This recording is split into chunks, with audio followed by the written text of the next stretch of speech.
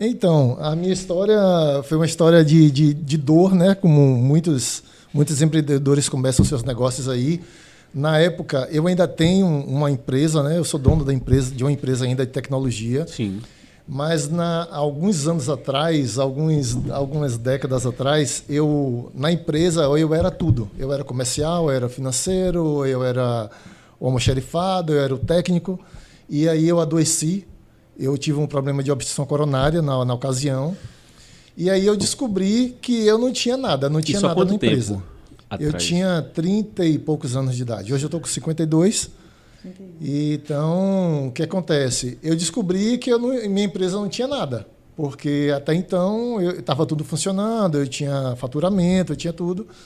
Mas no momento em que eu parei de trabalhar, porque eu era tudo, a empresa parou também, né? E eu passei aí alguns meses aí da minha vida aí sendo sustentado os proventos de minha esposa. Mas aí, o que é que acontece?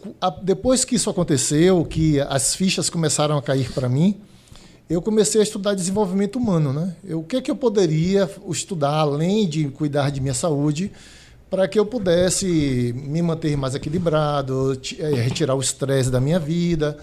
E aí eu fui fazendo uma formação, outra formação, e uma formação dizia, não, você tem que aprender isso, você tem que aprender aquilo.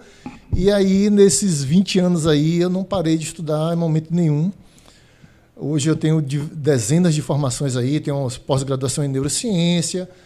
E tudo isso hoje me trouxe para o momento que eu estou hoje, que hoje eu dou treinamento em organizações, em indústrias, para cuidar das lideranças. Nossa. Porque essas lideranças hoje estão sobrecarregadas, estressadas, vivendo absolutamente tudo que eu vivi. E aí eu tenho um pouco dessa expertise de ensinar e explicar isso para essas pessoas. Então, eu cheguei nesse mundo hoje porque eu comecei a cuidar de mim. Olha, e quando eu comecei... existe não sei se é uma poesia que chama Caverna de Platão, sim, onde ele diz, né, que alguém saiu da caverna em algum momento, sim, da história, sim, e quando ele viu o sol, viu a natureza, viu tudo, ele quis voltar para chamar as pessoas para virem para cá. Então é um pouquinho disso que a gente vive, né, quando a gente passa por esses processos de UTI, quando a gente está em cirurgia, que a gente dá uma sacudida na vida.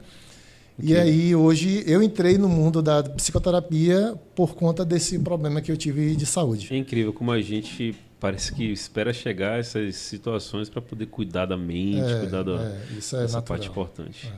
E a senhora, querida Cleide Brito, a senhora era funcionária pública. E aí, como é que foi esse processo aí de chegada aí nessa área?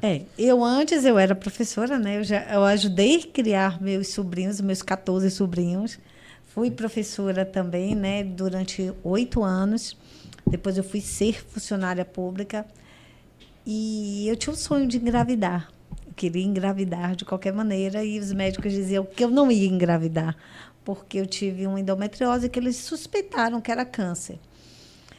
E aí eu me lembro que eu tive uma conversa muito séria com Deus, que se Ele conseguisse vencer a palavra dos homens, que eu ia tentar ser a melhor mãe que eu pudesse. Que eu ia me superar a cada dia.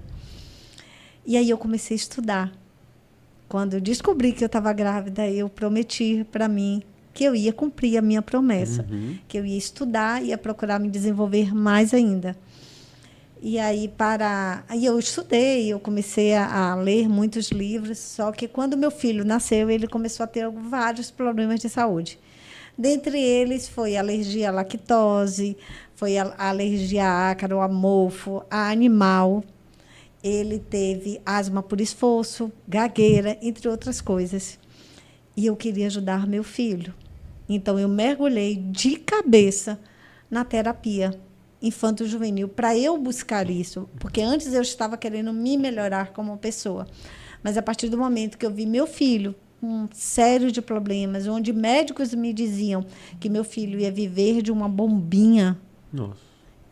Que ele não poderia nadar, que ele não podia jogar futebol, que ele não poderia ser criança, ele não poderia correr na praça por causa da asma. Eu mergulhei nesse mundo. E aí eu comecei a buscar coisas que eu pudesse ajudar ele, coisas que eu pudesse fazer com que ele tivesse uma vida como qualquer outra criança. E daí para lá eu não parei mais. Ele tinha o quê? Alguns meses de nascido. Hoje meu filho tem 16 anos, isso significa que eu já tenho mais de 16 anos estudando. E para o mundo infantil eu tenho 16 anos já, mais ou menos, estudando sobre isso. E eu sempre procuro estar atualizada.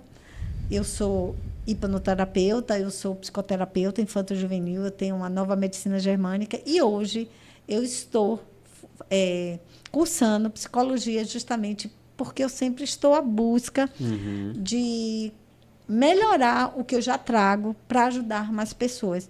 E assim, é uma grande felicidade para mim, porque quando eu consegui ajudar meu filho, eu digo, eu não posso ficar com isso só para mim. Eu preciso levar para outras mães que estão passando por situações igual a minha, que eu via nos consultórios médicos, quando eu via as mães sofrendo igual ao meu sofrimento. Então, isso passou a ser uma missão para mim de vida. Legal.